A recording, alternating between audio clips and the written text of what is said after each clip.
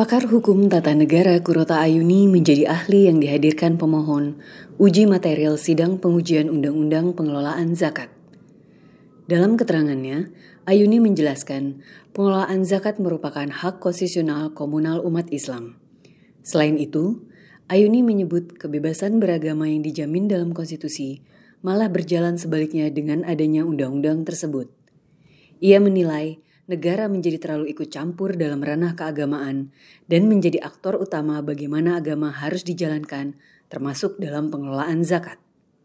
Menurut ahli, negara mengatur zakat seolah tunduk pada kebijakan fiskal administrasi negara dan mereduksi peran sosial masyarakat sipil. Negara hanya boleh mengambil alih jika terbukti tidak ada kapasitas pada level masyarakat.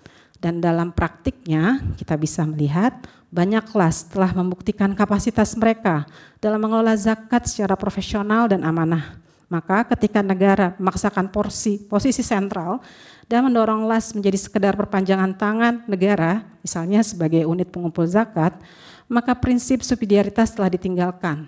Negara tidak mempercayai masyarakat, bahkan mengambil alih peran mereka secara institusional. Padahal fungsi itu secara faktual bisa dijalankan oleh masyarakat secara lebih efisien dan sesuai dengan nilai-nilai spiritualitas umat.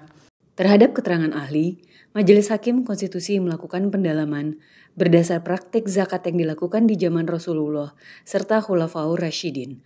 Apakah pengelolaan zakat yang dikelola negara bertentangan dengan konstitusi atau hanya persoalan teknis di dalam penerapan?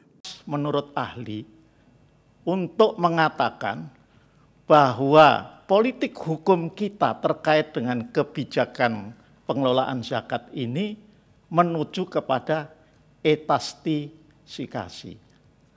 Ya. Apakah masih tepat?